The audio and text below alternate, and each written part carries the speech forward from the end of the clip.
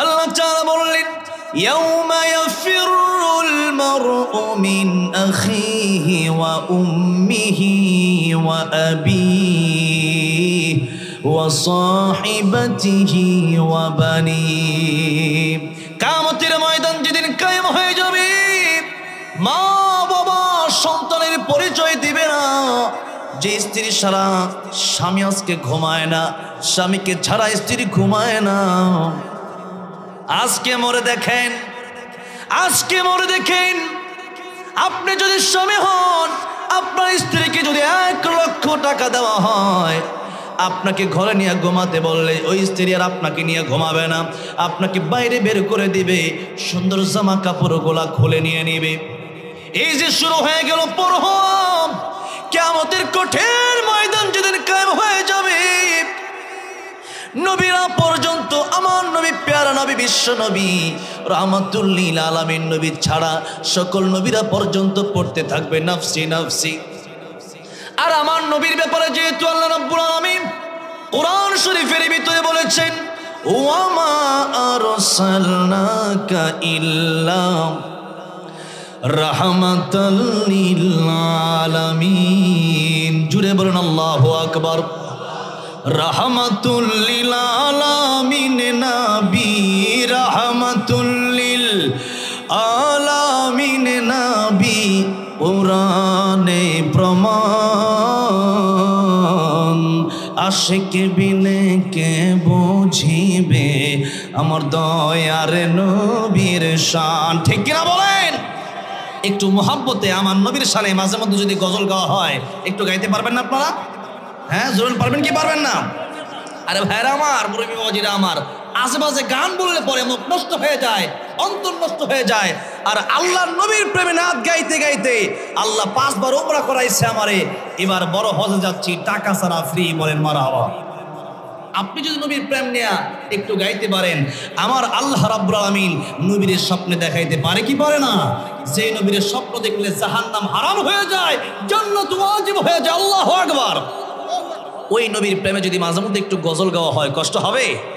একটু জোরে সরে বলেন রাহমাতুল লিল আলামিন নবী, রাহমাতুল লিল আলামিন নবী, কোরআনে প্রমাণ। আশিক বিনে কে বুঝিবে আমার দয়ার নবীর শান। বলেন না, আশিক বিনে কে বুঝিবে নবী আমার মদিনারি বলবো।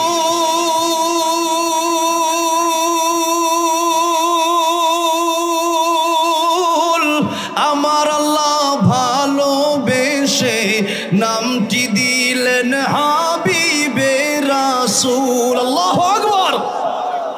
নবী আমার মদিনারি বলবো,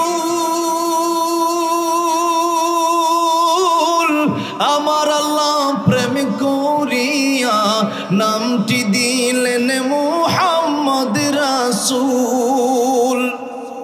ওই নবীকে ভুল বুঝিলে, ওই নবীকে ভুল বুঝিলে থাকবে না ঈমান। আশিক বিনে কে বুঝিবে আমার দয়ার নবীর শান। বলেন, আশিক বিনে কে বুঝিবে। জবানটা ছেড়ে দি। রাহমাতুল লিল আলামিন নবী, রাহমাতুল লিল আলামিন নবী, কোরআনে প্রমাণ। আশিক বিনে কে বুঝিবে আমার দয়ার নবীর শান। উম্মত বিনে কে বুঝিবে আমার দয়ার নবীর শান। কথা বলেন ঠিক না বেঠিক?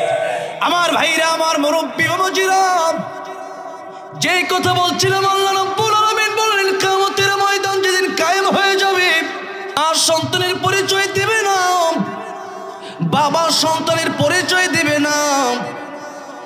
একটা নেকির জন্য মায়ের কাছে যাবে, মা বলবে আমার তো বিয়ে হয় নাই, সন্তান আসবে কোন জায়গা থেকে? ও মুসলমান, ও আমার ভাইরা, আমার মুরব্বী মজিরাম, সেই দিন সুফিয়ান সাউরি রহমাতুল্লাহ আলাইহি যে কথাটা বললেন, ও খাদেম শোনো, কিয়ামতের কঠিন ময়দানে মা আর বাবা এত আপন। আল্লাহর ফরজ বিধানের পরে আল্লাহ মা বাবার কথা বললেন, ওয়াবিল ওয়ালিদাইনি ইহসানা। আল্লাহর ফরজের পরে ফরজ বিধান হলো মা বাবার খেদমত করো তোমরা। এটা ফরজ, এটা ফরজ না সুন্নত? বলেন, মা বাবার খেদমত করা ফরজ না সুন্নত? ফরজ। হজে তো সবাই যেতে পারে না, মা আর বাবার দিকে যদি একটা নজর দিয়া মায়ার নজরে তাকাইতে পারেন, নবী বলেন একটা কবুল হজের সওয়াব হবে। সাহাবী বলেন, ইয়া রাসূলুল্লাহ, ইয়া হাবিবাল্লাহ, আপনি যে বলেন একবার তাকাইলে একটা কবুল হজের সওয়াব, আমি যদি 100 বার তাকাই? নবী বলেন, ও আমার সাহাবী, 100 বার কেন, যতবার তাকাবা তাকাতে তাকাতে অস্থির হয়ে যাইতে পারো, আমার আল্লাহ সওয়াব দেওয়ার বেলায় অস্থির হবে না। যতবার মা বাবার দিকে তাকাইবা আমার আল্লাহ ততবার তোমার কবুল হজের সওয়াব আমল নামায় দান করে দিবেন। চিৎকার মেরে বলা যাবে না সুবহানাল্লাহ? আজকে মার বাবা অবহেলিত হয়ে আছে। যেই মা আর বাবা হাত উঠাইলে আমার আল্লাহ হাত ফিরাইয়া দেয় না। কত বাবার কাছে চাইলেন, বানানো বাবার কাছে, নিজের বাবার কাছে দোয়া চায় না, নিজের মায়ের কাছে দোয়া চায় না। আমার কাছে অনেকে দোয়া চাই, আমি বলি আগে মায়ের কাছে দোয়া চান, বাবার কাছে দোয়া চান।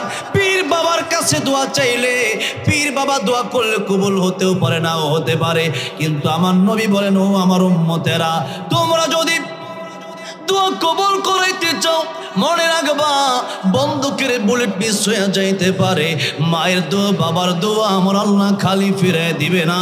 তাহলে জোরে বলেন, দোয়া মা বাবার কাছে চাওয়া দরকার আছে না নাই? আজকে নিজের বউয়ের কথা শুনে মার যারা কষ্ট দিয়েছেন, মা যদি ক্ষমা না করে আমার আল্লাহ কিন্তু ক্ষমা করবে না। বাবা যদি ক্ষমা না করে আমার আল্লাহ ক্ষমা করবে না।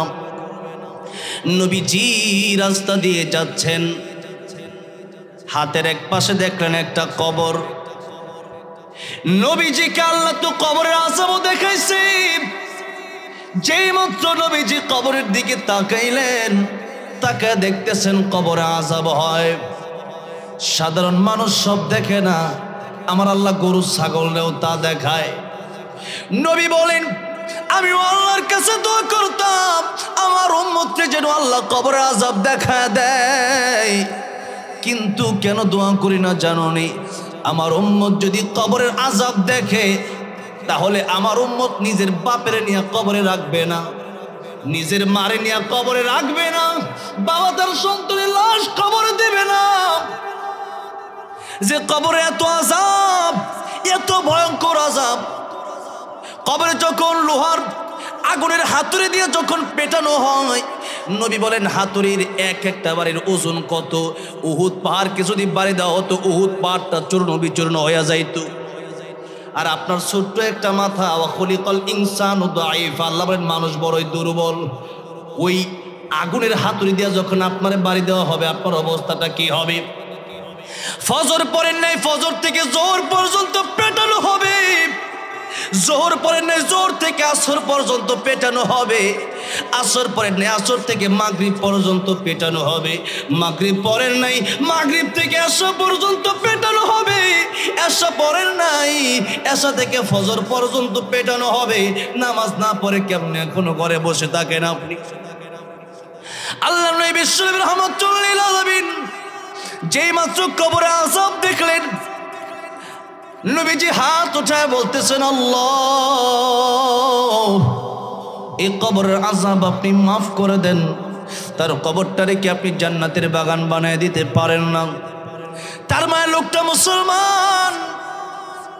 নবী একবার দোয়া করলেন, সাহাবীরা আমিন বললেন। নবী তাকায় দেখে এখনো কবরের আযাব হয়। নবী আবার হাতটা উঠাইলেন, হাত উঠায় দোয়া করেন, আল্লাহ গো এই লোকটার কবরের আযাব তুমি মাফ করে দাও। যে নবী হাত উঠাইতে দেরি কবর হইতে দেরি না, সেই নবী যখন এখন 2 বার দোয়া করলেন এখনো কবরের আযাব মাফ হয় না। নবীজি 3য় বার আবার হাতটা উঠে দোয়া করলেন, আল্লাহ গো তার কবরের আযাবটা তুমি মাফ করে দাও। এখনো কবরের আযাব মাফ হয় না। আমার নবী আমার আল্লাহর ডেকে বলল, আল্লাহ আমার হাতের দাম কি তোমার কাছে কমে গেল? তুমি কি তার কবরের আযাব মাফ করবা না? আমার আল্লাহ ডাক দেয়া কই, বন্ধু আমার হাবিব আমার, আপনার হাতের দাম কমে নাই।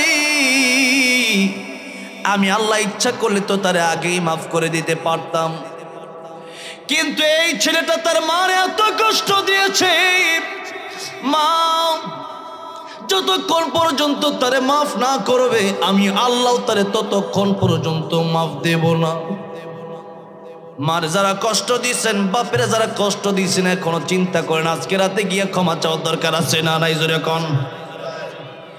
আমার আল্লাহ রাখতে বল, বন্ধু আমার হাবিব আমার, আপনি সারা জীবন দোয়া করবেন, পৃথিবীর সব মানুষ মিলে দোয়া করবেন, আর মা যদি তারে মাফ না করে আমি আল্লাহ তার কবরের আযাব বন্ধ করব না। আমার নবী তার মা বেঁচে আছে কিনা জিজ্ঞাসা করলেন। লোকেরা বলল তার মা বেঁচে আছে। নবীজি তার মাকে সালাম জানালেন গুরুস্থানের পাশে। তার মা চলে গেল নবীজির কাছে, গিয়া বলল, ইয়া রাসূলুল্লাহ, ইয়া হাবিবাল্লাহ, কি জন্য আমার ডেকেছেন আপনি? নবী আমার ডাক দিয়ে বলেন, মা গো এই যে কবরটা, এই কবরটা কার? তুমি কি কবরটা চেনো? মা ডেকে বলেন, ইয়া রাসূলুল্লাহ, ইয়া হাবিবাল্লাহ, কবরটা আমি চিনি, এটাই তো আমার ছেলের কবর, আমার সন্তানের কবর। নবীজি ডাক দিয়ে বলেন, মা গো তুমি কি চাও তোমার সন্তানের কবরে আযাব হোক? মা ডাক দিয়া বলে, ইয়া রাসূলুল্লাহ, ইয়া হাবিবাল্লাহ, কেন কবরে কি আযাব হয় নাকি? নবী বলেন, হ্যাঁ তোমার ছেলের কবরে তো এখন আযাব হয়। আমি 1 বার 2 বার 3 বার আমার আল্লাহর কাছে দোয়া করেছি, আমি নবী হাত তুলতে দেরি হয়, আমার আল্লাহ আমার হাত ফিরিয়ে দিতে, আমার আল্লাহ আমার দোয়া কবুল হইতে দেরি করে না। আজকে আমি 3 বার দোয়া করলাম, এই যুবক ছেলের কবরের আযাব বন্ধ হয় না। এরপর আমি তোমার খোঁজ খবর নিলাম, ও মা এখন কি তুমি তারে মাফ করে দিতে পারো না? তুমি মাফ না করলে আল্লাহ তার কবরের আযাব বন্ধ করবে না। তার মা ডেকে বলে, ইয়া রাসূলুল্লাহ, ইয়া হাবিবাল্লাহ, আমি মাফ করব না। কি যে আঘাত আমারে করেছে, এত মায়ের আমারে মারছে। বউয়ের কথায় মায়ের গায়ে হাত দিয়ে এরকম সোনার ছেলে বাংলাদেশে আছে না নাই? লিখে নেন কপালে, মা জনম দুঃখিনী, আপনারা যদি মাফ না করে আমার আল্লাহ কিন্তু আপনারে মাফ দেবে না। এত সহজ মনে করবেন না। হজ করবেন প্রতি বছর, উমরা করবেন প্রতি মাসে, মাদ্রাসায় বস্তা বস্তা মসজিদে কবরস্থানে দান করবেন। মা যদি মাফ না করে কবর আযাব থেকে কেউ বাঁচাতে পারবে না। কথা বলেন ঠিক না বেঠিক? মা ডাক দিয়া বলল, ইয়া রাসূলুল্লাহ, ইয়া হাবিবাল্লাহ, আমি মাফ করব না। আমার নবী আমার আল্লাহকে ডাক দিয়া বললেন, আল্লাহ মা যদি তারে মাফ না করে তাইলে কি তার কবরের আযাব মাফ হবে না? আমার আল্লাহ কয় না, মাফ হবে না। ইয়া আরহামার রাহিমিন, ইয়া রাব্বাল আলামিন, ওগো আমার আল্লাহ, আমার বিশ্বাস হয় আমাকে তুমি যেমনি কবরের আযাব দেখাইছো তার মারেও তুমি ওইভাবে কবরের আযাব দেখাইতে পারো। আল্লাহ আগের দোয়া যদিও কবুল হয় নাই, এখনকার দোয়াটা তুমি কবুল করে নাও। আয় আল্লাহ তাআলা, তার মাকে তুমি কবরের আযাবটা দেখায় দাও।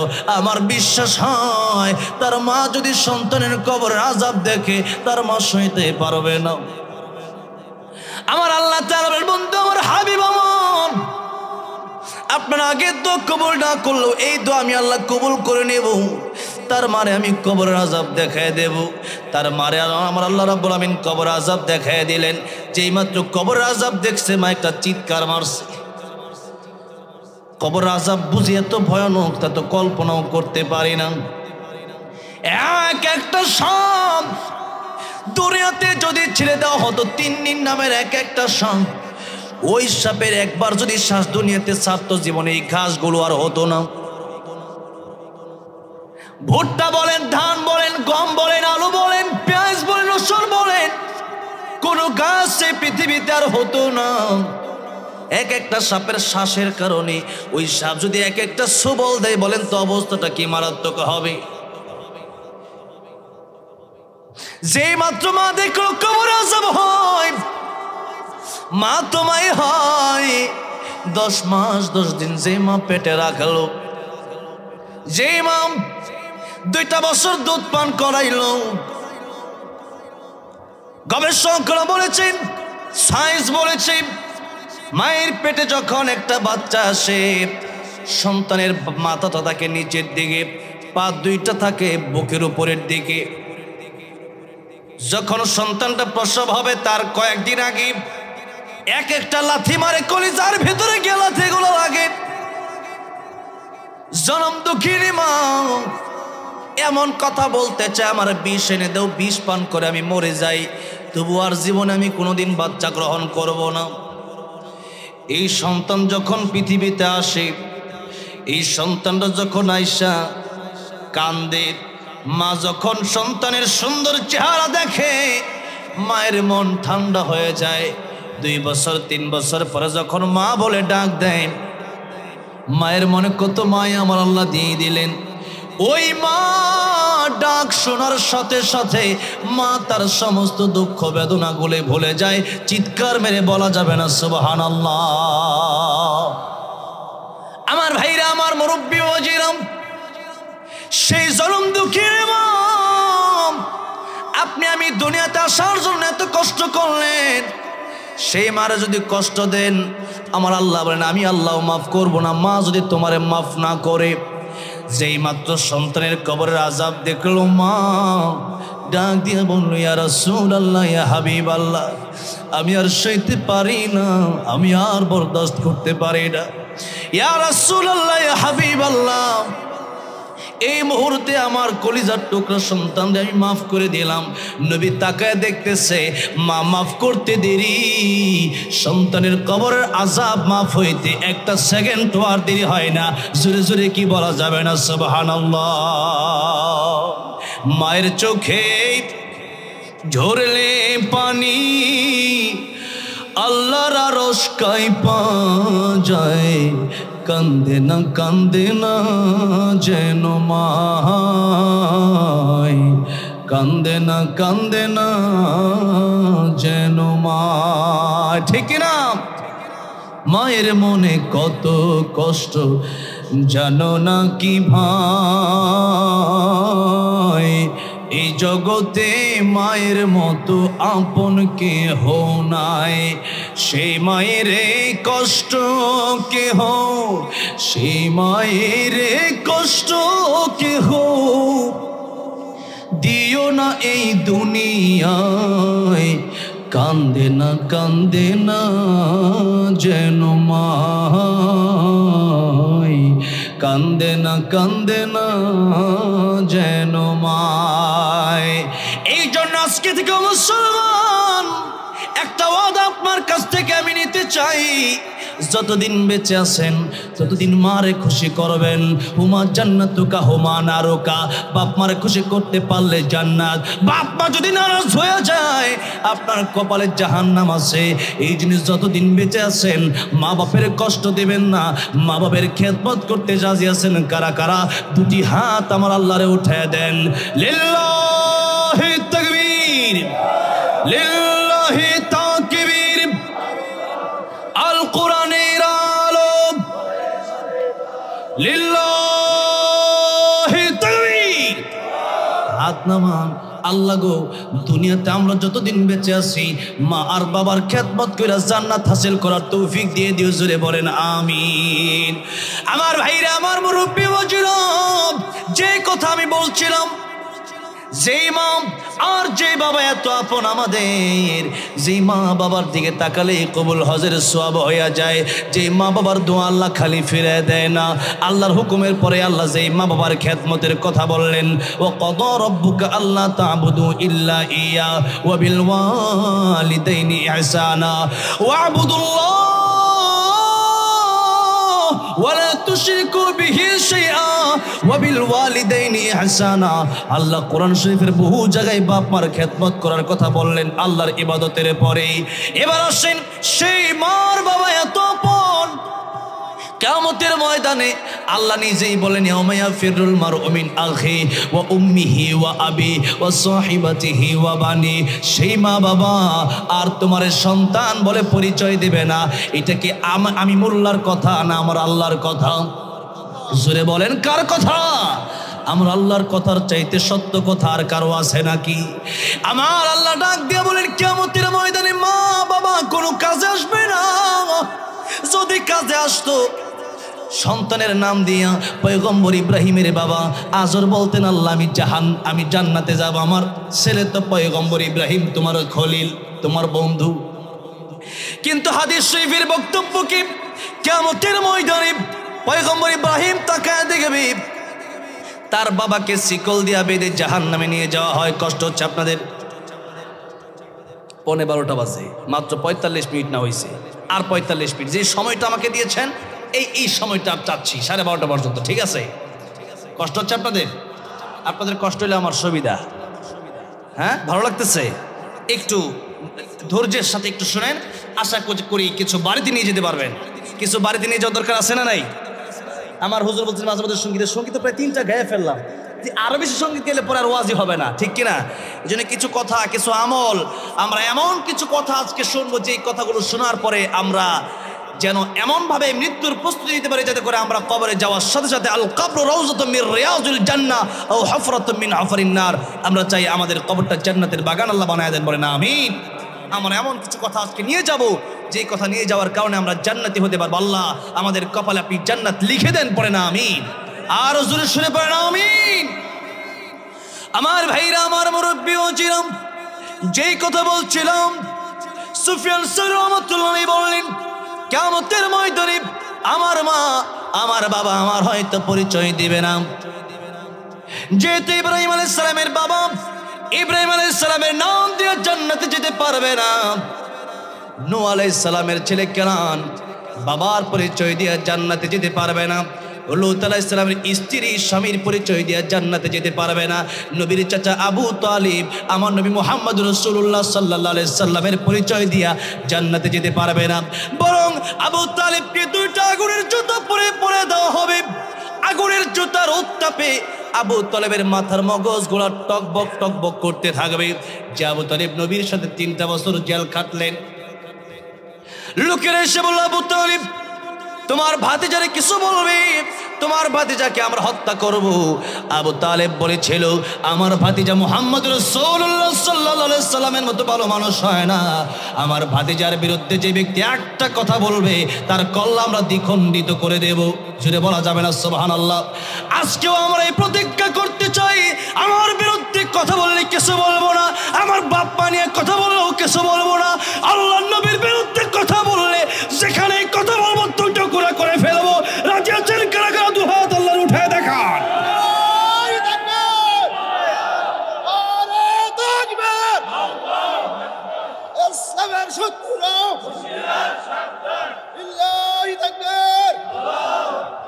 আমার ভাইরাম, আমার মুরব্বী ওয়াজিরাম, আল্লাহর নবী বললেন যে নিজের জীবনের চাইতেও আমাকে বেশি ভালোবাসতে হবে। লা ইউমিনু আহাদুকুম হাত্তা কুনা হাব্বা ইলাইহি মিন ওয়ালিদিহি ওয়া ওয়ালাদিহি ওয়ান নাসি আজমাইন। ইমানদার যদি পরিপূর্ণ ইমানদার হতে চায়, তা নিজের বাপের চাইতে বেশি নবীকে ভালোবাসতে হবে, নিজের মায়ের চাইতে বেশি নবীকে ভালোবাসতে হবে, নিজের জীবনের চাইতে বেশি নবীকে ভালোবাসতে হবে। এই যে মুসলমান, আমাদেরকে সাধারণভাবে অনেক গালি দেওয়া হয়, অনেক লেখা হয় আমাদের বিরুদ্ধে, আমরা কিচ্ছু বলি না। কিন্তু আল্লাহ রাসূল, তা আল্লাহ রাসূলকে নিয়ে যখন কোনো ব্যঙ্গ করা হয়, বাংলার মুসলমান ঘরে বসে থাকে না, আন্দোলনে নেমে পড়ে। কথা বলেন ঠিক না বেঠিক? কারণ আমার আল্লাহ আমার ঈমান, আমার নবী আমার ঈমান, আমার কোরআন আমার ঈমান, আমার ইসলাম আমার ঈমান। আমার জীবন যাইতে পারে, কল্লা দিতে পারি, কিন্তু আল্লাহ রাসূলের অপমান হবে, কোরআনের অপমান হবে, ইসলামের অপমান হবে, কোন মুসলমান তা সইতে পারে না। কথা বলেন ঠিক না বেঠিক? আমার ভাইরা, আমার মুরব্বী ওয়াজিরাম, আজকে আমাদের ঈমান বড় দুর্বল হয়ে গেছে। ঈমানটা চলে গেল কোথায়? আজকে 1 লাখ 2 লাখ টাকার বিনিময়ে, এই তো কুড়িগ্রামের কথাও এরকম আছে, এই উত্তরবঙ্গের অনেক ঘটনা এরকম আছে। এই উত্তরবঙ্গে তো 7টা বছর ওয়াজ করে কাটালাম, 7টা বছর এই মাহফিলে থাকি উত্তরবঙ্গে। এই কথাগুলো আমি বলি যে আজকে কাদিয়ানি 1 লাখ 2 লাখ টাকা দিলে পর্যন্ত মানুষ কাদিয়ানি হয়ে যায়, অথচ আমার নবী শেষ নবী। এটা কার কথা? জোরে বলেন কার কথা? ওয়ালাকির রাসূলুল্লাহি ওয়া খাতামান নবিয়্যিন।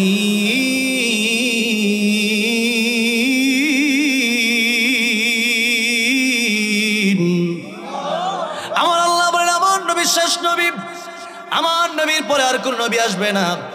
এখন থেকে যদি এই কথা বলা হয় কাদিয়ানি নবী, তাহলে আমরা জিজ্ঞাসা করতে চাই যে কাদিয়ানি যদি নবী হয়, তাহলে সে মেট্রিক পরীক্ষায় 3 বার ফেল মারলো, দুনিয়ায় তার শিক্ষক ছিল, স্কুলে পড়াশোনা করছে। আর আমার নবীর দুনিয়াতে কোনো শিক্ষক ছিল না, আমার নবীর শিক্ষক দুনিয়ার কোনো মানুষ ছিল না। আমার নবীর শিক্ষক স্বয়ং, জোরে বলেন কে? জোরে বলেন কে? নবীদের শিক্ষক দুনিয়ার কোনো মানুষ হয় না। কারণ তাহলে কয়েকদিন পরে বলবে ও তো নবীর চাইতে বড়, অথচ আল্লাহর পরে দুনিয়াতে নবীদের সম্মান। জোরে বলেন ঠিক না ঠিক? পয়গম্বর ঈসা রূহুল্লাহকে ছোট্টবেলায় মক্তবে ভর্তি করে দেওয়া হলো কায়দা শেখার জন্য। তার উস্তাদ থেকে কায়দা শিখাচ্ছে কাকে? ঈসা আলাইহিস সালামকে। পড়ো আলিফ। ঈসা আলাইহিস সালাম তার উস্তাদকে বললেন, আলিফ যে পড়বা আপনি আগে বলেন আলিফ খাড়া হয়ে রয়েছে কি লিগা? সুবহানাল্লাহ কবেন না? আলিফ দাঁড়ায় আছে কেন? বাস হয়ে আছে কেন? বান নিচে 1 নক্তা, তার উপরে 2 নক্তা, সার উপরে 3 নক্তা, আলিফে কোনো নক্তা নাই। এই 2 ব্যাখ্যা আগে দেন, পরে আলিফ পড়বো।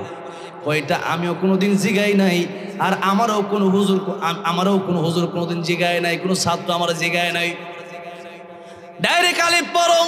কিন্তু পয়গম্বর ঈসা বলছেন না বুঝে আমি পড়ি না। এবার হুজুর বলছেন ঠিক আছে, যদি তুমি না বুঝে পড়ো তুমি এর ব্যাখ্যা দাও। ছোট্ট মানুষ ঈসা আলাইহিস সালাম। ঈসা আলাইহিস সালাম বললেন যদি শিখতেই হয় তাহলে আপনি আছেন চেয়ারে, আমি আছি নিচে, আপনি আছেন গদিতে, আমি আছি নিচে। আপনি গদি ছেড়ে এখানে আসেন, আমি গদিতে গিয়া পরে আপনারা শেখাবো। জোরে কোন সুবহানাল্লাহ। কারণ নবীদের উস্তাদ কোনো মানুষ হতে পারে না। আপনি নিচে আসেন, আমি চেয়ারে যাব, আমি চেয়ারে গিয়ে আপনারা শেখাবো। উস্তাদ বললেন ঠিক আছে। এই বিষয় যেহেতু জীবন এরকম আজীব প্রশ্ন জীবনে আমি কোনোদিন করি নাই, আমারও কেউ করে নাই, সুতরাং এই প্রশ্ন আমার শোনার দরকার আছে, এর উত্তর আমার দরকার আছে। তুমি চেয়ারে যাও, আমি নিচে যাবার পর আমারে বলো আলিফ কেন দাঁড়ায় রইছে, আলিফের উপরে নিচে কেন নক্তা নাই। এবার পয়গম্বর ঈসা ছোট মানুষ, তিনি বলছেন শোনেন, আলিফ দাঁড়ায় আছে এই জন্য আমরা বাংলাতে 1 লিখি এইভাবে, আর আরবিতে 1 লিখতে হয়। আলিফ যেমনে লেখে আরবিতে 1ও, যারা আলেম আছে এমনি লেখে না, আরবিতে এমনি 1 লেখে, খারাপভাবে সোজা একটা টান দিলেই 1। সুতরাং আলিফ আর 1 আমার আল্লাহ আলিফের মাধ্যমে বুঝিয়ে দিলেন। আলিফ যে প্রথমেই পড়বেন, কোরআনের শিক্ষা, কায়দার শিক্ষা, প্রথমে আলিফের শিক্ষাই হলো আমার আল্লাহ এক, আমার আল্লাহর সাথে কোনো শরীক নাই। চিল্লায় বলা যাবে না সুবহানাল্লাহ। 2 নম্বরে আলিফের উপরে নিচে কোনো নক্তা নাই। শোনেন, কুল হুয়াল্লাহু আহাদ আল্লাহুস সামাদ। সবাই পড়েন, একবার পড়লে 10 পড়ার সওয়াব আল্লাহ এখনই লিখে দেবেন। পড়েন, কুল হুয়াল্লাহু আল্লাহু আহাদ আল্লাহুস সামাদ লাম ইয়ালিদ ওয়া লাম ইউলাদ ওয়া লাম ইয়াকুল লাহু কুফুয়ান আহাদ। আপনি ভালো করে শুনেন, আল্লাহ বলছেন আল্লাহ একক, আল্লাহর কোনো শরীক নাই, আল্লাহর কোনো ছেলে নাই, আল্লাহর কোনো মেয়ে নাই, আল্লাহর কোনো বাবাও নাই। আল্লাহ কাউকে জন্ম দেন নাই, কারো থেকে আল্লাহ জন্ম হনও নাই, আল্লাহর সমতুল্য কেউ নাই। আল্লাহ আলিফের নক্তা যেহেতু নাই, বা নক্তা আছে। দুনিয়ার মানুষের শরীক থাকতে পারে, একজন, দুইজন, তিনজন, চারজন, পাঁচজন, কিন্তু আমার আল্লাহ এক। আমার আল্লাহর সাথে কোনো শরীক নাই, আমার আল্লাহর কোনো পিতা নাই, আমার আল্লাহর কোনো ছেলে সন্তান মেয়ে সন্তান নাই। এই জন্য আল্লাহ বুঝাই দিলেন আলিফতে এক, আল্লাহর সাথে কোনো শরীক হতে পারে না। জোরে জোরে বলা যাবে না সুবহানাল্লাহ। হুজুর ডাক দিয়ে বলছেন ঠিক আছে, তোমারে আমার কাছে ভর্তি করা হয়েছিল পড়ানোর জন্য, আমি বুঝতে পেরেছি তোমার আল্লাহ এমন জ্ঞান দিয়েছেন, আমার জ্ঞান তোমার সাথে কোলাবে না, তোমার শিখানোর যোগ্যতা আমার কাছে নাই। নবীদের শিক্ষক দুনিয়ার কোনো মানুষ হতে পারে না, যাতে করে পরে কথা না বলতে পারে নবী সে বড়। আমার পয়গম্বর বিশ্ব নবী রাহমাতুল লিল আলামিন বলছেন, শুনে রাখো উম্মতেরা, আমার আল্লাহ রাব্বুল আলামিন এত ইলম দান করেছেন, তামাম পৃথিবীতে যত মানুষ পৃথিবীতে এসেছে আর যত মানুষ তামাম পৃথিবীতে সামনে আসবে, সবার জ্ঞান সবার ইলম মিলে যতটুকু হবে, তার চাইতে বেশি ইলম জ্ঞান আল্লাহ আমি নবীকে দান করেছেন। বলেন সুবহানাল্লাহ। আমার ভাইরা, আমার মুরব্বি বাজিরা, আজকে আমরা ঈমান বিক্রি করে দিচ্ছি, কোরআনের একটা আয়াত আমরা স্বীকার করে ফেলছি। অনেকেই 1 লাখ 2 লাখ টাকার বিনিময়ে কাদিয়ানি হয়ে যাচ্ছে। এ হলো একটা ভণ্ডের দল। আরেকটা ভণ্ড বাংলাদেশে আছে, এটার নাম হলো হিজবুত তাওহীদ। আমি বলি এটা হিজবুত শয়তান। এটা কি? হিজবুত শয়তান। যার কোরআন তেলাওয়াতের সঠিক কোরআন তেলাওয়াত কিভাবে করে ওইটাই জানাম। কোরআন তেলাওয়াত যারা শুদ্ধ হয় সে বলছে আমি হিজবুত তাওহীদের ইমাম। এমাম আবার শব্দ আছে নাকি? শব্দ হবে ইমাম, ওটারে বলতেছে এমাম। ইমাম কারে বলো ওইটাই জানে না, সূরা ফাতিহা কারে বলো ওইটাই জানে না। নামাজ ঠিকভাবে যে ব্যক্তি পড়তে পারে না, মদের সাথে যাদের সম্পর্ক, গাঁজার সাথে যাদের সম্পর্ক, নারীর অবৈধ বেপরদা নারীর সাথে যাদের সম্পর্ক, এরা কোনোদিন হিজবুত তাওহীদ হতে পারে না, এরা হিজবুত শয়তান। কথা বলতে হবে ঠিক না বে ঠিক? বাংলার জমিনে এই কাদিয়ানির হিজবুত তাওহীদ যদি আমাদেরকে ঈমান নষ্ট করতে চায়, আমরা আমাদের ঈমানের দাবি নিয়ে তাদেরকে খতম করার জন্য রাজি আছি। কারা কারা দুহাত আমরা আল্লাহরে উঠায় দেখাই।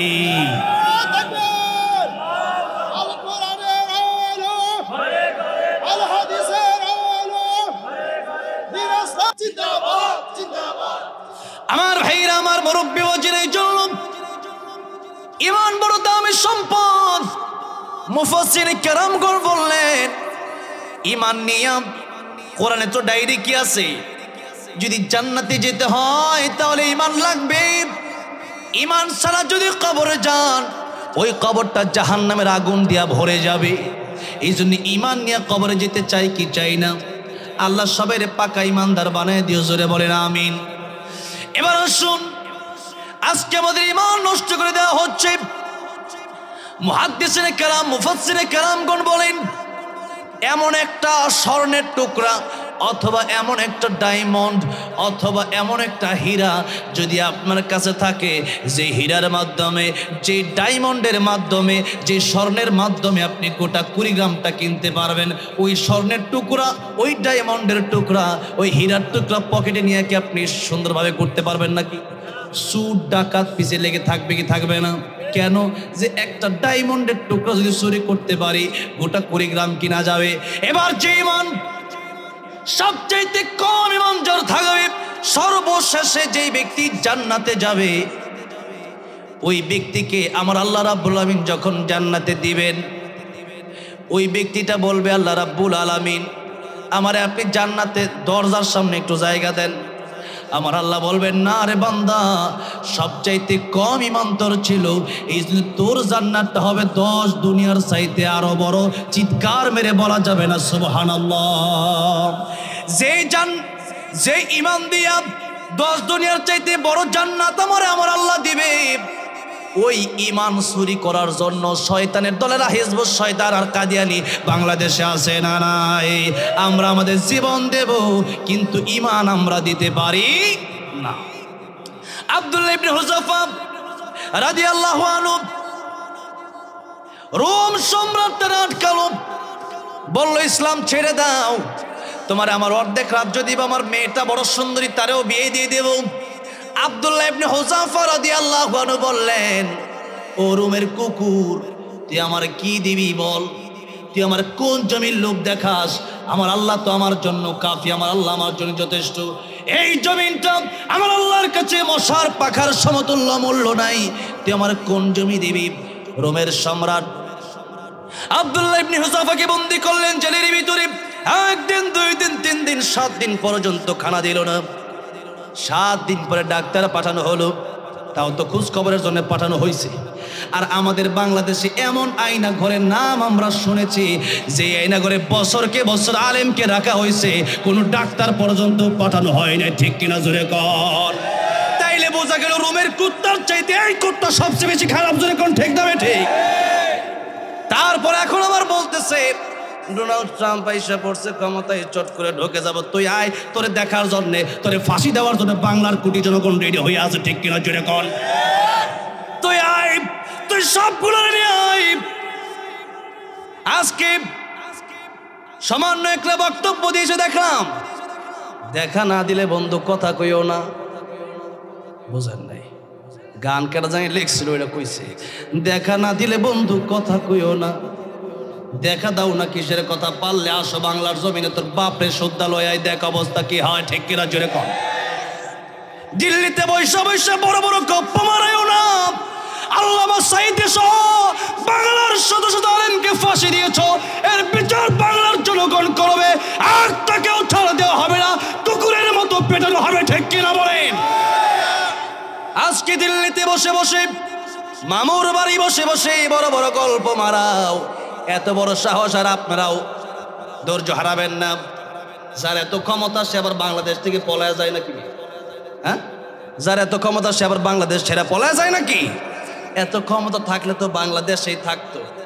দিল্লিতে গিয়া উল্টা পাল্টা কথা বলো, সাইজ করে ফেলবে বাংলার জনগণ। ঠিক কিনা বলেন?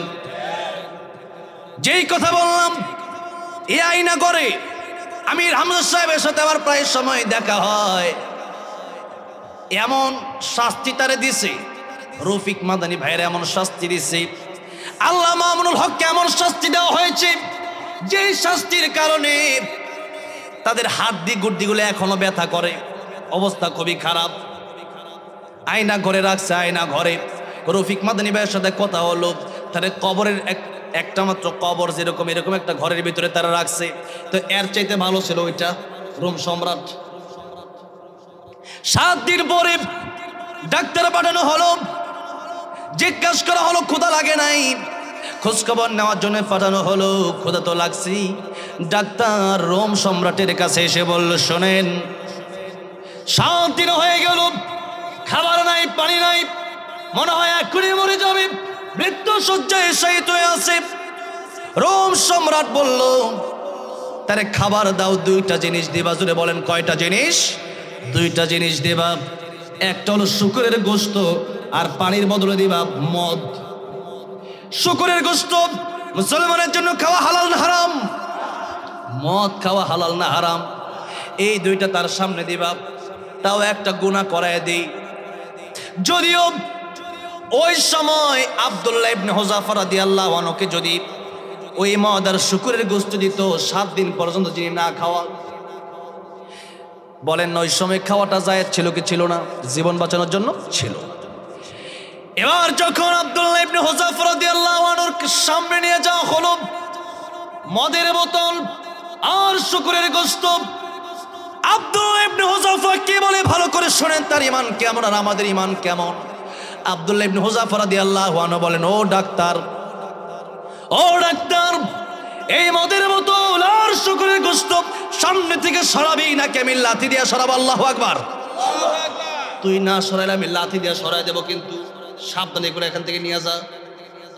যেই মাত্র বলছে, ডাক্তারের মেজাজ হট হয়ে গেছে, ডাক্তারের মেজাজ গরম হয়ে গেছে। চলে গেল বাদশার কাছে।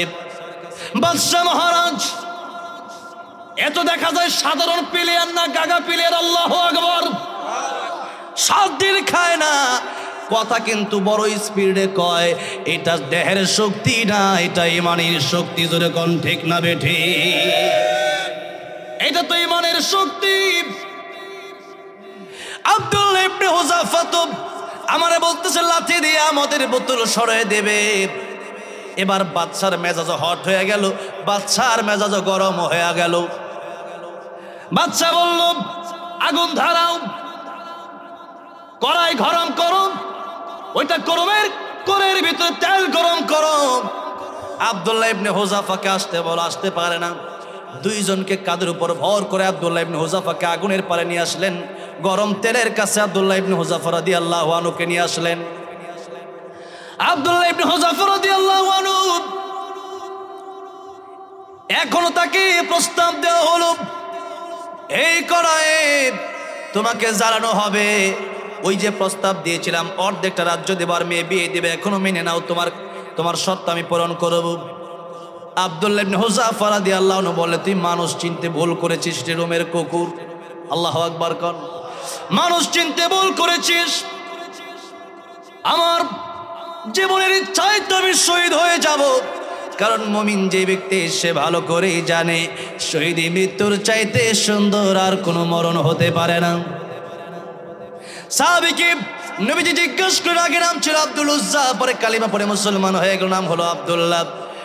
নবীজি জিজ্ঞাসা করেন, আব্দুল্লাহ রে, তোমার জীবনে কি আশা আছে আমারে বলো।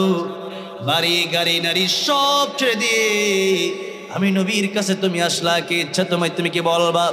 আব্দুল্লাহ রাদিয়াল্লাহু আনহু বললেন, ইয়া রাসূলুল্লাহ, ইয়া হাবিবাল্লাহ, আমার জীবনে কোনো ইচ্ছা নাই, দুনিয়ার কোনো বাড়ি গাড়ির ইচ্ছা আমার নাই। আমার জীবনের ইচ্ছা হলো আমি যেন শহীদ হয়ে আল্লাহর দরবারে আমার আল্লাহর সাথে দেখা করতে পারি। চিল্লায় বলা যাবে না সুবহানাল্লাহ? নবীজি দোয়া করলেন, তিনি শহীদ হয়ে গেল। কেন শহীদ হওয়ার ইচ্ছা পোষণ করেন? কারণ নবীজি বলেছেন, শহীদ হলে পরে একটা পিপিলিকা কামড় দিলে যে কষ্টটা হয় এতটুকু মাত্র, এর চেয়ে বেশি কষ্ট হয় না। আল্লাহু আকবার বলেন।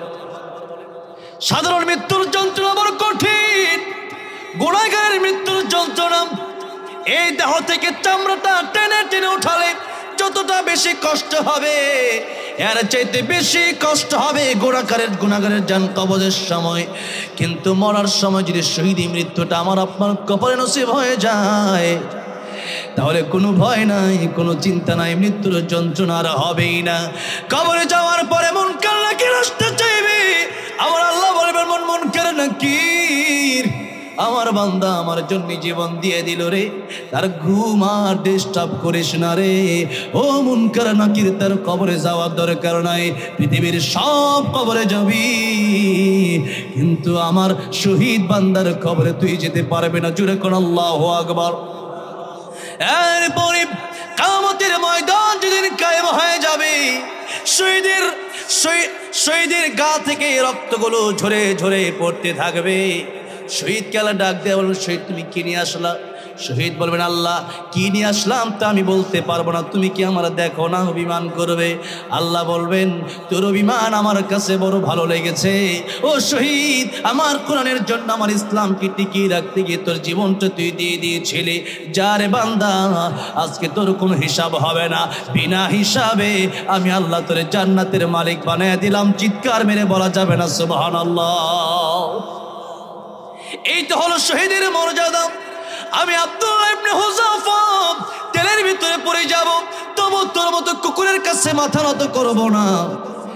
জেলখানা থেকে একটা কয়েদি ধরে নিয়ে আসা হলো, গরম তেলের ভিতরে ছেড়ে দেওয়া হলো। হাড্ডি থেকে গোশতগুলো আলাদা হয়ে যায়, রক্তগুলো টাস টাস করে ফুটে ওঠে। এবার ডাক দিয়ে বলল, আব্দুল্লাহ, এখনো সময় আছে, মেনে নাও।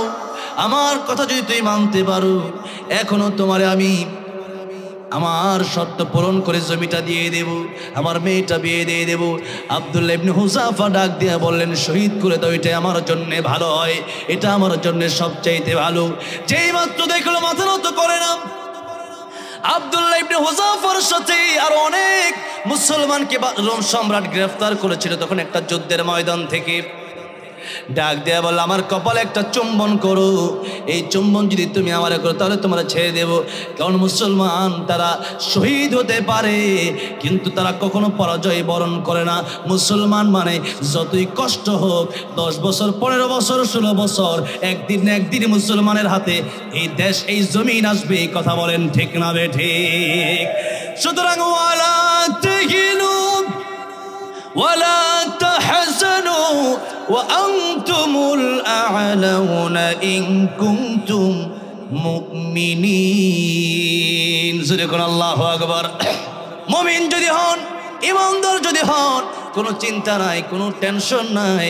আমার আপনার পাশে দুনিয়ার কোনো মানুষ না থাকলেও একজন আমার আপনার পাশে থাকবে। জোরে আওয়াজ দিয়ে বলেন তিনি কে?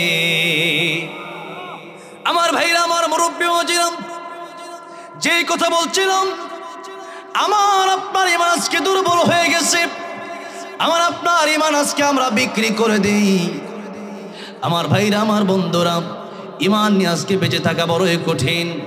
টাকার জন্য আজকে মানুষের প্রেমে যতটা পড়েছেন, আল্লাহর প্রেমে আপনি ততটা পড়তে পারলেন না। যেই কথা বলছিলাম, সুফিয়ান সৌরি রাহমাতুল্লাহ আলাইহি বলেন, কিয়ামতের কঠিন ময়দানে আমার মা বাবা হয়তো আমার উপকারে আসবে না, যেহেতু আল্লাহ কোরআনে বলেছেন ইয়াউমা ইয়াফিরুল মারউ মিন আখিহি ওয়া উম্মিহি ওয়া আবি ওয়া সাহিবাতিহি ওয়া বানি। কিন্তু যে ব্যক্তি গীবত করবেন, গীবতের শাস্তি শুনের পরে বাড়িতে যায় না, আমার কোনো আফসোস নাই। যে ব্যক্তি গীবত করবেন তার আল্লাহ কিয়ামতের ময়দানে ডাকবেন, যার বিরুদ্ধে গীবত করেছেন তারেও ডাকা হবে। এরপরে বলা হবে ঠিক আছে, দুইজন যেহেতু আমার সামনে চলে আসলাম, আজকে তুমি তার বিরুদ্ধে গীবত করেছিলে, বলে হ্যাঁ। আইয়ুহিব্বু আহাদুকুম আন ইয়াকুলা লাহমা আখিহি মাইতান ফাকারিহতুমু। আল্লাহ আগেই নিষেধ করে দিয়েছিলেন, তোমরা কি তোমাদের মৃত ভাইয়ের কাঁচা গোশত খেতে পছন্দ করো নাকি? কেউ পছন্দ করেন? কেউ পছন্দ করেন না। আল্লাহ আগেই নিষেধ করলেন, ওয়ালা ইয়াগতাব বা'দুকুম বা'দাম, একে অপরের গীবত করবা না। আজকে একজন আরেকজনের বিরুদ্ধে যখন গীবত করেন, এই গীবতের কারণেই লসটা কোথায় হচ্ছে? সুফিয়ান সৌরি রাহমাতুল্লাহ আলাইহি বললেন, তারে কেন এত স্বর্ণ মুদ্রা, এত টাকা পয়সা আমি দিলাম? এর কারণ হলো এই লোকটা আমার বড়ই উপকার করছে। কিয়ামতের ময়দানে আমার গুনাহগুলো আল্লাহ তারে দিয়ে দিবেন, আর তার নেকগুলো আমারে দিয়ে দিবেন। সুতরাং কিয়ামতের ময়দানে মাও তো একটা নেকি দিবে না, কিন্তু তার অনিচ্ছা সত্ত্বেও তার এই যে নেকগুলো আমার দিয়ে দেওয়া লাগবে।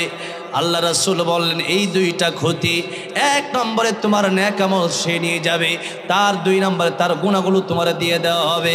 সুতরাং কিয়ামতের ময়দানে গীবতের কারণে যদি জাহান্নামে যেতে হয়, আজকে আমরা গীবতকে কিছু মনে করি না, পরনিন্দাকে কিছুই মনে করি না, আরেকজনের হককে আমরা কিছুই মনে করি না। আরেকজনের বিরুদ্ধে গীবত বলার কারণে তার হক আপনি নষ্ট করছেন। ওই ব্যক্তি আপনারা যতক্ষণ পর্যন্ত মাফ না করবে, আমার আল্লাহ ততক্ষণ পর্যন্ত আপনারে মাফ করবে না। কথা বলেন ঠিক না রে ঠিক? এই জন্য দোকান পাটে যখন বসবেন, বাজার ঘাটে যখন বসবেন, হোটেলে যখন বসবেন, আলোচনা হওয়ার সময় বলবেন, ভাই কেমন আছেন? আপনার সন্তানকে কি আপনি মাদ্রাসায় ভর্তি করাইছেন নাকি? নামাজটা ফজরের পড়ছেন কিনা? জোহরের নামাজটা পড়ছেন কিনা? আপনি কোরআন শরীফটা সহি শুদ্ধভাবে পারেন কি পারেন না? এই সমস্ত আলোচনা করার দরকার। জোরে বলেন আছে না নাই? আমার ভাইরা, আমার মুরব্বী বাজিরাম, এই দুনিয়া থেকে আজকে যদি আমি আর আপনি চলে যাই, কালকে আমার জন্য আখিরাত। নবী বলেন, মান মাতা ফাকাদ কামাত কিয়ামাতুহু, যে ব্যক্তি যখন মরে যায় তার কিয়ামত তখন থেকে শুরু হয়ে যায়। 12টা 12 বেজে গেছে, আর মাত্র 18টা মিনিট সময় আমি আপনাদের কাছ থেকে চেয়ে নেব। কষ্ট হচ্ছে? লিল্লাহি তাকবীর, লিল্লাহি তাকবীর। হ্যাঁ, শেষ করি, শেষ করি, 5 মিনিট ওয়াজ শেষ করে দিচ্ছি। আপনাদের অনেক আবদার লেখা আছে। আমার ভাইরা, আমার মুরব্বী বাজিরাম, যেই কথা বলছিলাম, মান মাতা ফাকাদ কামাত কিয়ামাতুহু, যেদিন আপনি মরে যাবেন ওই দিন নবী বলেন আপনার কিয়ামত শুরু হয়ে যাবে। আল্লাহ বলেন ইন্নাস সাআতা আতিয়াতুন আকাদু উখফিহা লিতুজজা কুল্লু নাফসিন বিমা তাসআ। এই কিয়ামতের কথা আল্লাহ সাহাবারা কিয়ামত বুঝিয়েছেন।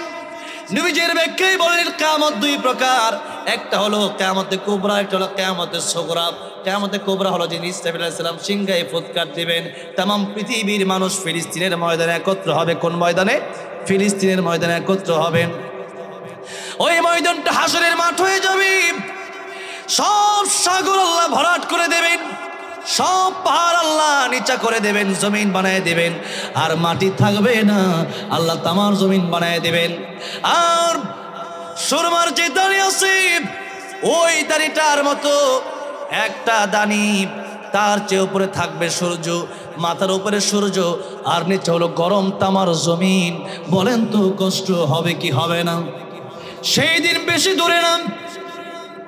এই মুহূর্তে যদি আপনি মরে যান, আজকে মরতে পারেন কি পারেন না? জোরে বলেন। আজকে আমাদের মরণ হতে পারে কি পারে না? আল্লাহ বলেন ইদা জা আজালুহুম লা ইস্তাখিরুনা সাআতান ওয়া লা ইস্তাকদিমুন। মরণের সময় যখন হয়ে যাবে, এক সেকেন্ড আগেও হবে না, এক সেকেন্ড পরেও হবে না, তখনই মালাকুল মউত আজরাইল আমাদের সামনে চলে আসবে। একদিন মাটির ভেতরে হবে ঘর, রে মন আমার কেন বন্ধ দলান ঘর। কথা ঠিক কিনা? এই জন্য মালাকুল মউত যদি আজকে চলে আসে, আপনি মনে করতে পারেন আরো 10 বছর পরে আপনার মরণ হবে। না রে বন্ধু না। কত আলোচক স্টেজে আলোচনা করতে করতে মারা গেল, কত শ্রোত আওয়াজ শুনতে শুনতে মারা গেল, কত ফুটবল খেলোয়াড় ফুটবল খেলতে খেলতে মাঠেই মারা গেল। মিরপুর শহীদ বুদ্ধিজীবীতে একবার বুদ্ধিজীবীদের কবর আমি জিয়ারত করতে গেলাম, যেহেতু ওই মাঠে আমার প্রোগ্রাম মিরপুর, ঢাকা মিরপুরে, সেখানে আমি কবর জিয়ারত করতে গেলাম। কবর জিয়ারত করতে করতে একটা সময় দেখলাম একটা কবরে টাইলস করে লেখা আছে ফিরোজ শাহ গানের শিল্পী। আমার তখনই মনে পড়ে গেল ওই শিল্পী তো সেই শিল্পী যিনি গান গেয়েছিল 1 মিনিটের নাই ভরসা, সঙ্গ হবে রং তামাশা, দম ফুরাইলে বন্ধু চক্ষু বুঝিলে, দম ফুরাইলে বন্ধু চক্ষু বুঝিলে। গানটা গাইতেছিলেন, গাইতে গাইতে মাইকটা ছেড়ে স্টেজের ভিতরে শুয়ে পড়লেন। মানুষ ভাবলো কি হলো কি হলো, বুকে হাত দিয়ে দেখে কলবাল লড়ে না, রুহ চলে গেছে রুহুর জায়গায়, ইঞ্জিন চলে গেছে ডাব্বা পড়ে আছে। ইঞ্জিনটা চইলা গেলে হায় রে হায় রে হায়, ডাব্বাটা পইরা রইবে এই যে দুনিয়ায়। খালি ডাব্বার কোনো দাম নাই, খালি ডাব্বা কেউ রাখবে না। আপনার স্ত্রী খালি ডাব্বা রাখবে না। রুহ না থাকলে আজকে যদি একটা হাত কেটে যায়, একটা পা কেটে যায়, আজকে আপনি অসুস্থ হয়ে গেলে অনেক স্ত্রী হয়তো আপনার কাছ থেকে চলে যেতে পারে। এই জন্য বডির কোনো দাম নাই, দাম হলো অন্তরের, দাম হলো রূহ। ইল্লা মান আতাল্লাহ বিকলবিন সালিম।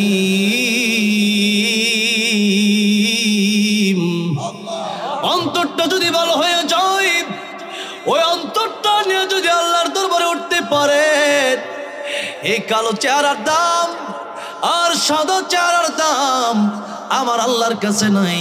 কালো বেলাল, কালো হাবশি গোলাম, এরপর নবী জান্নাতে গেছে। নবী জান্নাতে গিয়া দেখে টক টক টক টক করে হাঁটার আওয়াজ শোনা যায়। নবী ডাক দিয়ে বলে, জিবরাইল,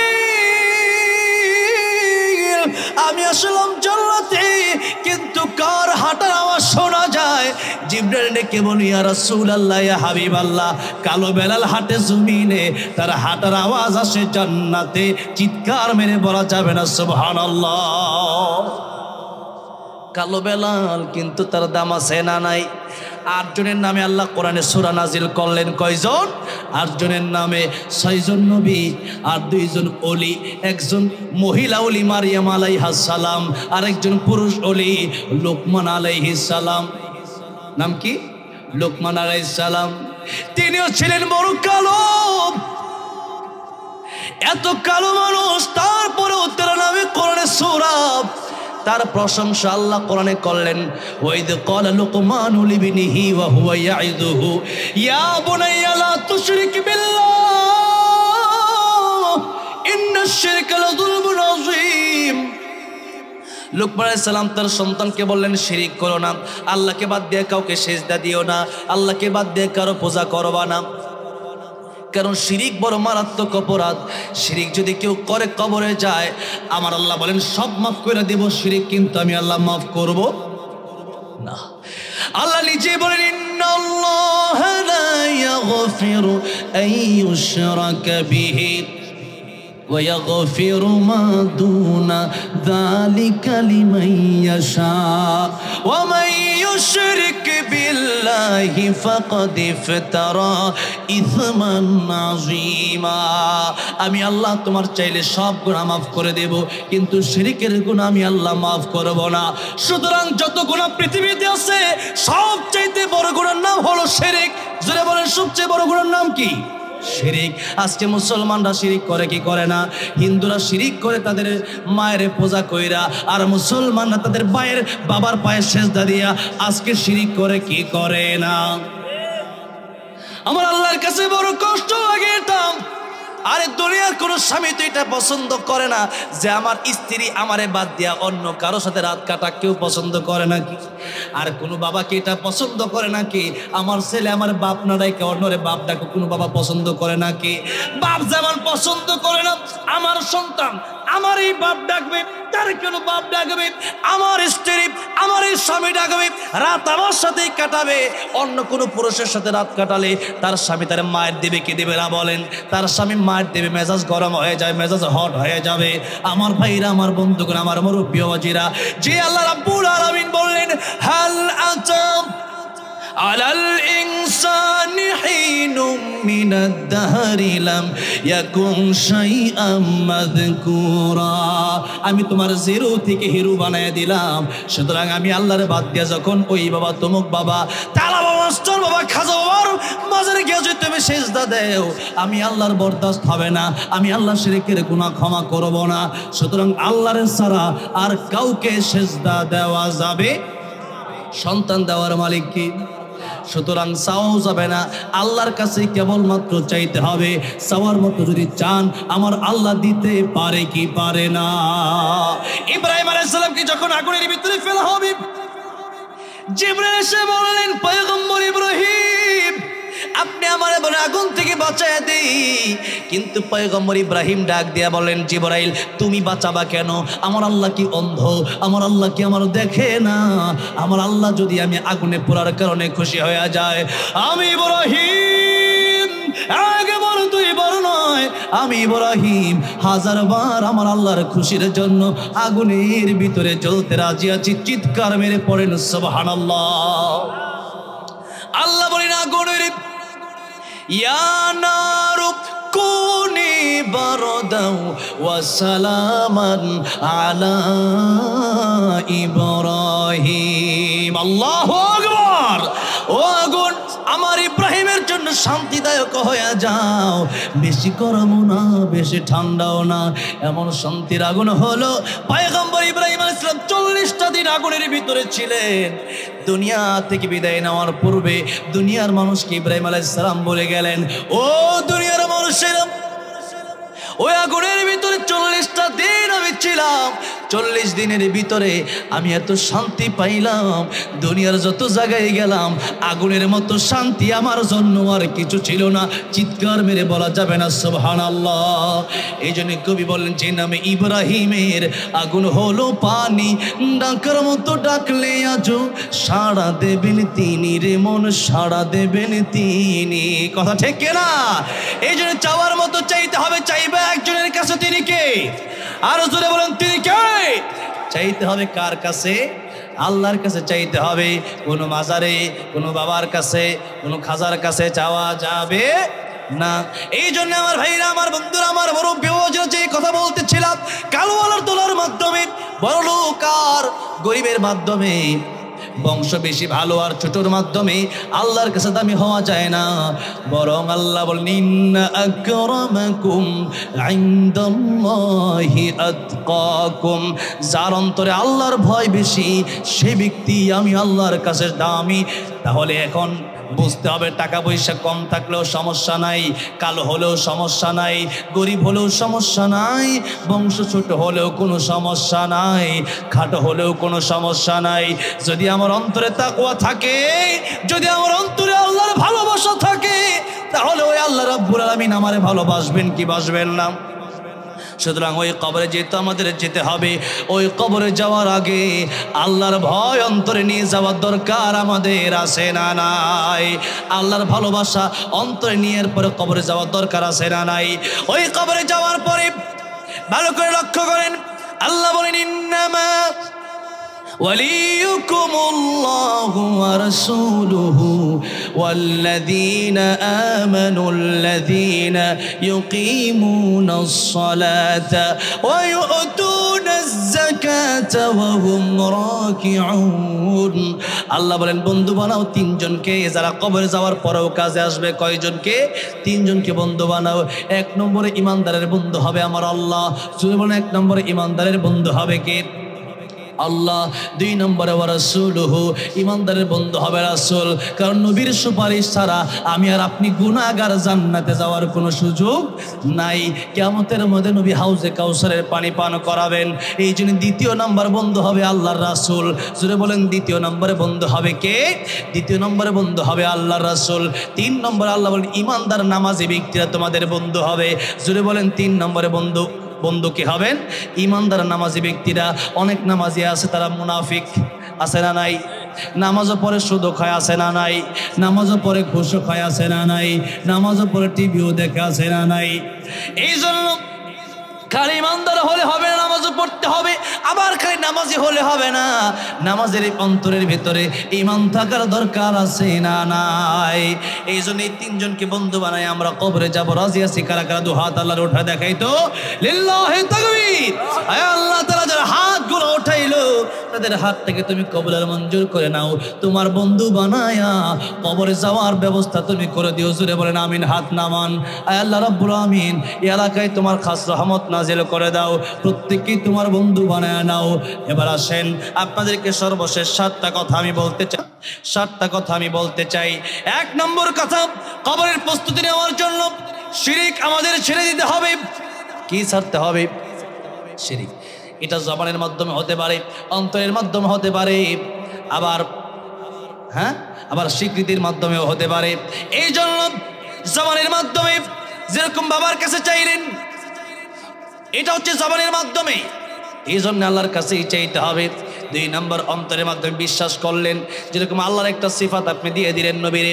আল্লাহ বললেন কুল লা ইয়ালামু মান ফিস সামাওয়াতি ওয়াল আরদিল গায়বা ইল্লাল্লাহ।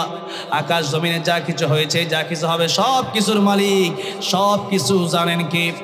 ওইটার গুণ যদি নবীরে দিয়ে দেন। অথবা মনে করেন আপনারা অনেকেই বলেন জনগণ ক্ষমতার উৎস, এরকম কথা আমাদের দেশে আছে না নাই? এরকম কথা যদি মনে করেন জনগণ ক্ষমতার উৎস, না না না, হাসিনাও মনে করেছিল 40 পর্যন্ত থাকবে কমপক্ষে, মরার আগ পর্যন্ত কোন বাপের বেটা তারা নামাতে পারবে না। এখন হাসিনা কই গেছে? দিল্লি। এখন বলেন তো ক্ষমতা তারা নামাইছে, কাম ধরে নামাইছে কে? যেরকম কে নামাইছে?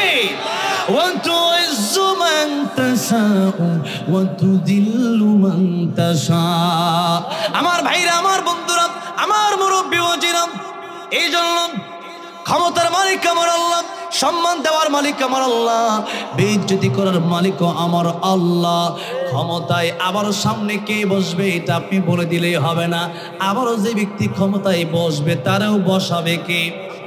জোরে বলেন কে বসাবে? এটা অন্তরে বিশ্বাস করার দরকার আছে না নাই? জনগণ কিছু পারে না, দুনিয়ার মাখলুক কিছু করতে পারে না, পারে যা কিছু করতে তিনি খালেক, তিনি আমার আল্লাহ। জোরে বলেন কথা ঠিক না বেঠিক? আমার ভাইরা, আমার মুরব্বী ওয়াজিরা, 3 নম্বর কাজে কর্মের মাধ্যমে শিরিক করা। কাজে কর্মের মাধ্যমে যেরকম আপনি একজন হিন্দুরা এই কথা বের করছে যে ধর্ম যার যার উৎসব সবার। আচ্ছা, কবিতা বানাইলে কি কবিতা হয় নাকি? কবিতা বানাইলেই কিন্তু কবিতা হয় না, এটার একটা অর্থ থাকতে হয়, কি হয় না জোরে বলেন? একটা অর্থ থাকতে হয় যে ধর্ম যার যার উৎসব সবার। এখন আমিও যদি এরকম একটা কবিতা বানায় বলি বিয়া যার যার বউ সবার, আপনারা কি কবিতা মানবেন? এটা যে কবিতারে উল্টা জুতার বাড়িতে দরকার আছে না নাই? কিসের কবির উল্টা পাল্টা কবিতা বলো, ঠিক কিনা জোরে বলেন? খেত যার যার ফসল সবার কেউ মানবে, গরু যার যার বেচার সময় টাকা সবাই পাবে, মানবে না? এগুলো যেরকম মানবেন না, ঠিক তেমনি ভাবে ধর্ম যার যার উৎসব সবার, এটাও হতে পারে না। ও মুসলমান, একটু ভালো করে লক্ষ্য করে দেখেন, জুমার দিন জুমার নামাজে কোনো হিন্দু আসলো না, কোরবানিদের সময় কোনো হিন্দু গরু জবাই করার সময় আসলো না। আপনি তাদের মূর্তি পূজায় তাদের সাথে গিয়ে আনন্দ করেন কিভাবে, ঠিক কিনা জোরে বলেন? আপনি যাদের মূর্তি পূজায় কেমনে গেলেন, কাজে করবে শিরিক করলেন আপনি। আপনি যাদেরকে উৎসাহ দিলেন, ও নাচে, আপনিও নাচেন, মজা মারেন, আবার মুসলমান দাবি করেন আমি তো নামি মুসলমান, নামাজও পড়ি, মূর্তি যে পূজা করে ওখানে গিয়েও নাচানাচিও করি। আপনি কনফার্ম জান্নাতে, আল্লাহ তো ঠেকা পড়ছে আপনারা জান্নাত দিবে, এত সস্তা।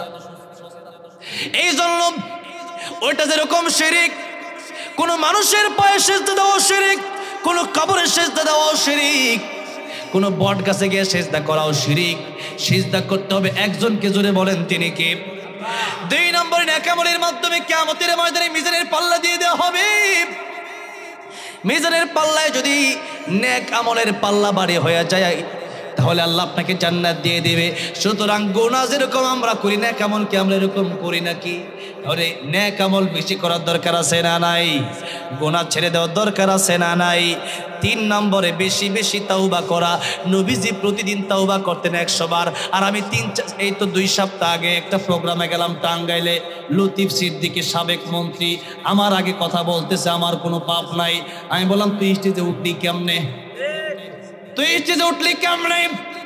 এই স্টেজে কোরআনের কথা হবে, কোন নাস্তিক স্টেজে আসতে পারবে না। এই স্টেজে কোরআনের কথা হবে, কোনো গাঁজাখোর স্টেজে আসতে পারবে না, মদ করে স্টেজে আসতে পারবে না। এটা পবিত্র মঞ্চ, কোনো অপবিত্র গুনাহগার এই স্টেজে আসতে পারবে না, ঠিক না? ঠিক জোরে বলেন। আমি বললাম স্টেজে আসলে কেমনে? এরা আনছে কিন্তু তাড়াতাড়ি জেলে দে। এখন ওপেনে বুইরা বেড়ায় কেমনে? আমারে বলছে খবর আছে। আমি তুই কি খবর করবি করিস, তুই না চিন্তা করতেই পালাবি কেমনে? তুই তোর আপার সাথে দিল্লি যা, তুই এখন বাংলাদেশে করিস কি?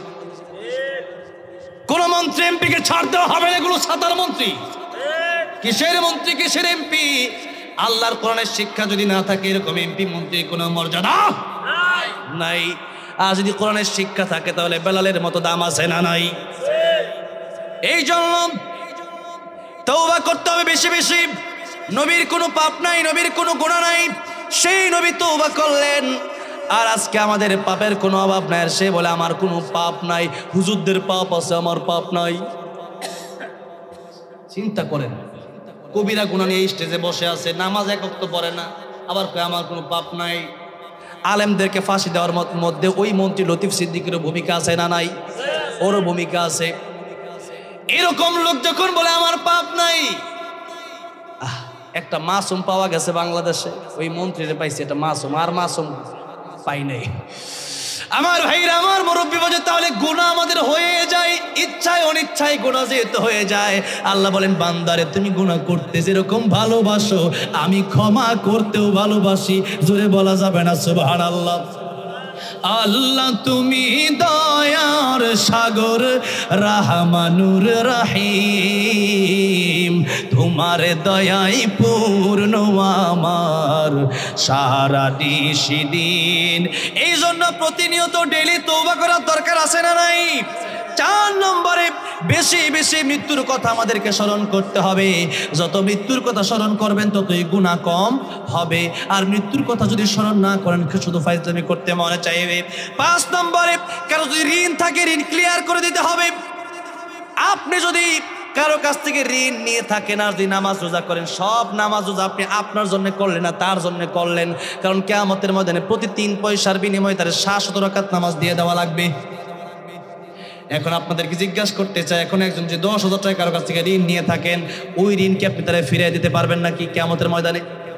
কাফনের কাপড়ের পকেট বলেন আছে?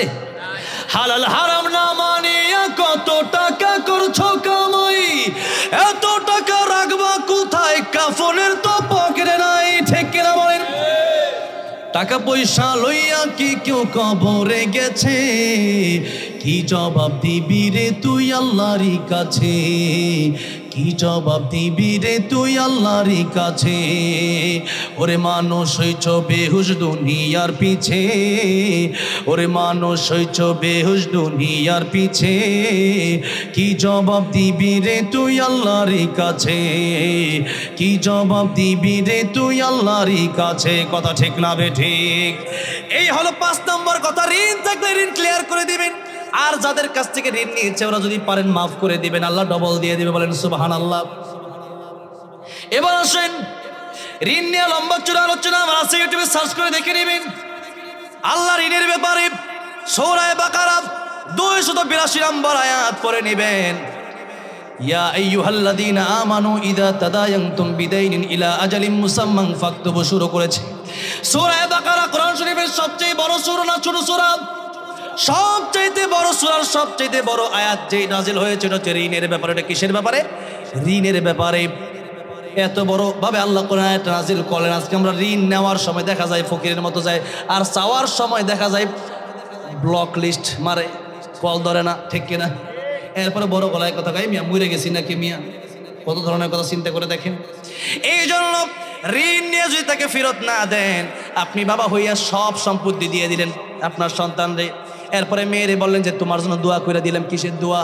এই অধিকার আপনারা কে দিচ্ছে? ছেলের যেরকম হক আছে মেয়ের হক আছে না নাই? দোয়া তো আপনি এমনি করবেন বাবা, যেহেতু দোয়া তো এমনি করবেন, কিন্তু মেয়ের হক মেরে দেওয়ার দরকার আছে না নাই?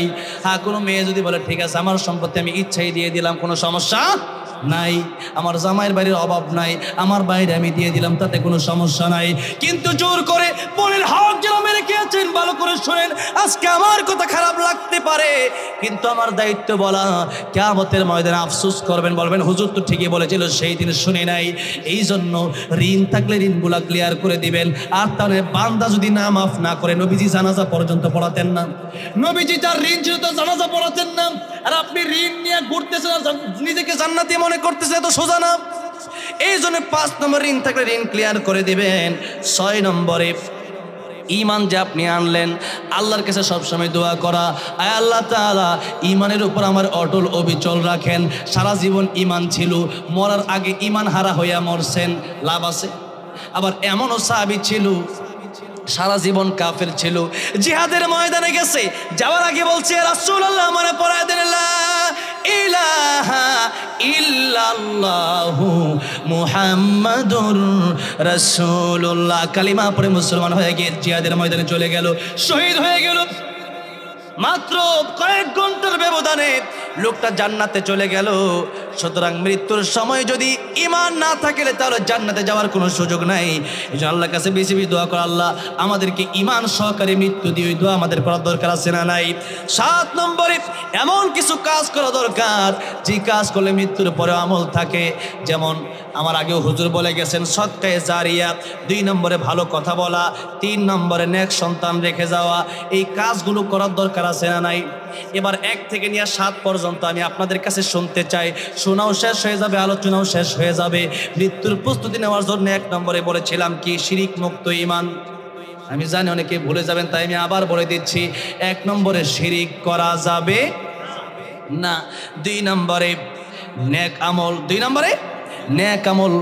নেক আমল কারে বলেন? খালি নামাজ পড়লেন, নেক আমল মানে হচ্ছে গুনাহগুলো ছেড়ে দেওয়া, আল্লাহর আদেশগুলো মেনে নেওয়া, নিষেধগুলা ছেড়ে দেওয়া, এটা হচ্ছে নেক আমল।